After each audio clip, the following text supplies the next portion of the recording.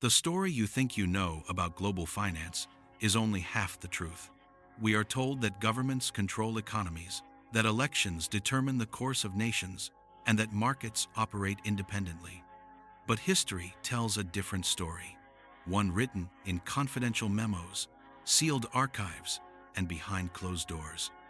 One pivotal moment reshaped the financial world forever: the Bretton Woods Conference of 1944, followed a decade later by the first Bilderberg meeting in 1954. These gatherings were far more than diplomatic formalities. They laid the foundation of a system where nations would, willingly or not, align to the rules set by a select few. In July 1944, 730 delegates from 44 Allied nations arrived at the Mount Washington Hotel in Bretton Woods, New Hampshire. The world was still at war. Europe was in ruins. The British Empire was financially exhausted, and the United States held two-thirds of the world's gold reserves.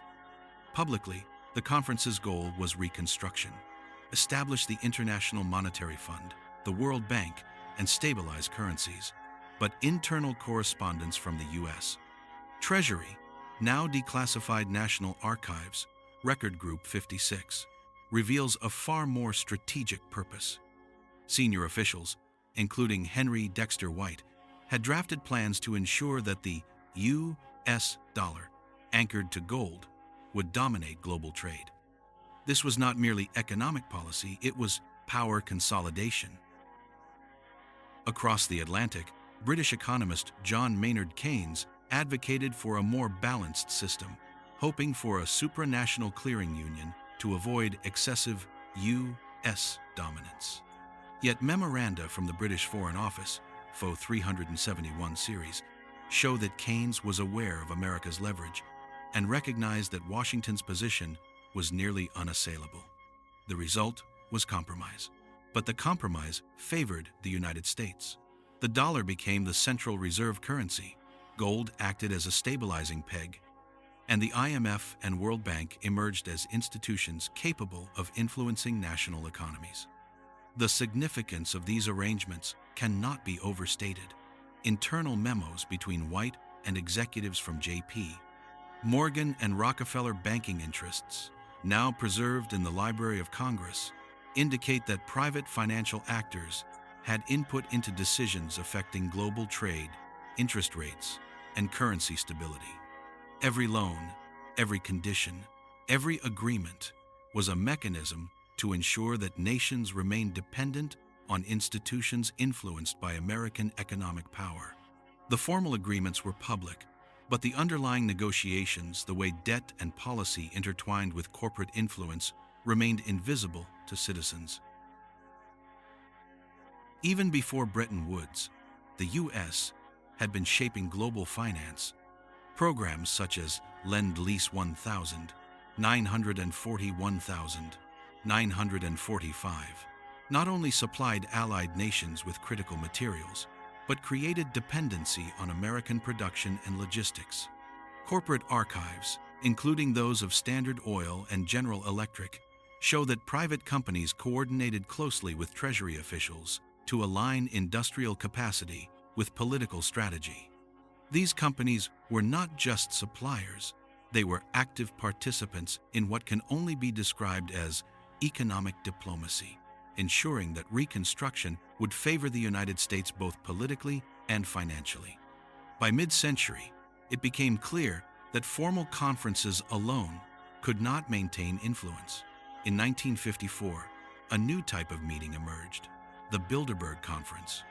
Hosted in Oosterbeek, Netherlands, and attended by European royals, politicians, CEOs, and intelligence officials, the first Bilderberg gathering was strictly private. Declassified Dutch intelligence reports, memoirs of participants like Joseph Rettinger, and later U.S.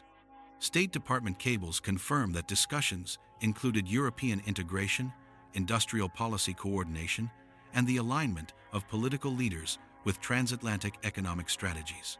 Unlike Bretton Woods, which had a public record, Bilderberg operated in secrecy. Its function was to align economic, political, and corporate actors without parliamentary oversight.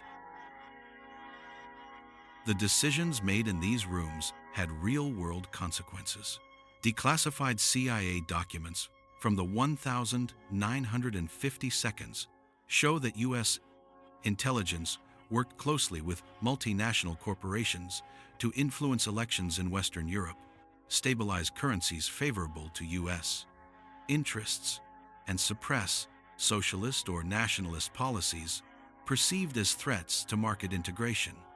Corporations such as IBM, Shell, and Unilever, whose internal archives now reside in corporate and public collections, were instrumental in shaping industrial policy, supply chains, and technological infrastructure. Even without formal treaties, economic influence flowed seamlessly from boardrooms to governments, creating a network of interdependent power. The broader implication is clear. National sovereignty was increasingly constrained by global financial frameworks. Bretton Woods created institutional mechanisms for currency and loan control. Bilderberg refined networks of influence and political alignment. Internal correspondence and declassified meeting notes indicate that these mechanisms were tested repeatedly through crises. The devaluation of the British pound in 1949, the European Payments Union, and early Cold War interventions. Each event strengthened the architecture, confirming that central coordination could achieve stability without overt governance. The system's refinement continued in the 1,970 seconds. When President Nixon ended dollar convertibility to gold in 1971, the world entered a new financial era, fiat currency backed by trust, reinforced by central banks and global capital flows. Archival records from the Federal Reserve and Treasury show that this decision was closely coordinated with major financial institutions. The result was increased flexibility for international policy, but also deeper dependence of nations on financial structures they did not control. Multinational corporations grew in parallel, consolidating markets across borders. Boards of directors gained influence over resource distribution, labor allocation, and technological investment, often surpassing the authority of the governments in which they operated. Even today, the continuity is striking. Investment funds managing trillions of dollars, multinational tech giants, and central banks collectively exert more influence on economic outcomes than most nation-states. The IMF and World Bank still attach conditionality to loans, shaping fiscal policy in ways consistent with the models laid out at Bretton Woods. Private networks, some tracing roots to early Bilderberg gatherings, coordinate transnational strategies for energy, technology, and finance.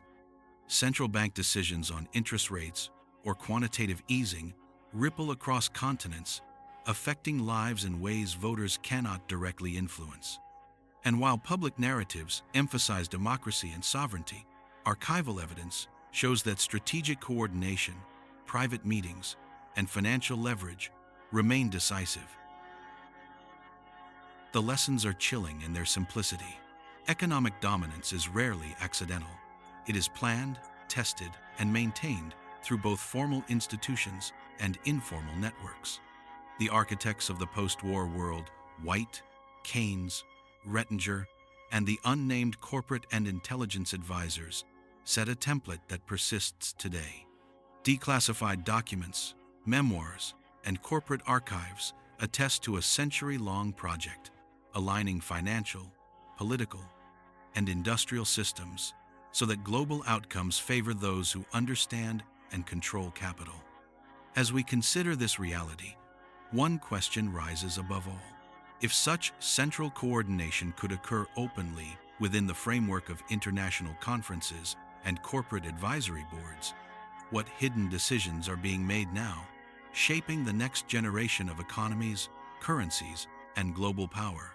The answer, as the archives suggest, is that the processes never stopped.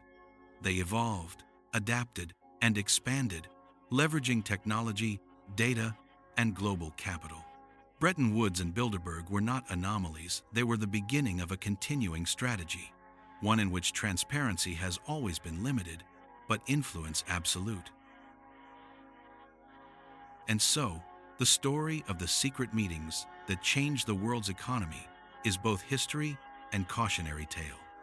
It is a record of deliberate design, of institutionalized influence, and of networks that operate quietly but decisively. It reminds us that the headlines we see, the markets we follow, and the policies that affect our daily lives are often shaped by deliberations few witness, using frameworks most take for granted. The architecture of global finance is visible, but its design is hidden. The men and women who set it in motion are remembered in archives and correspondence, but the patterns they established continue largely unexamined, silently guiding the world to this day. In the end, understanding these meetings is not merely an academic exercise. It is a lens through which to view power, influence, and control in the modern world.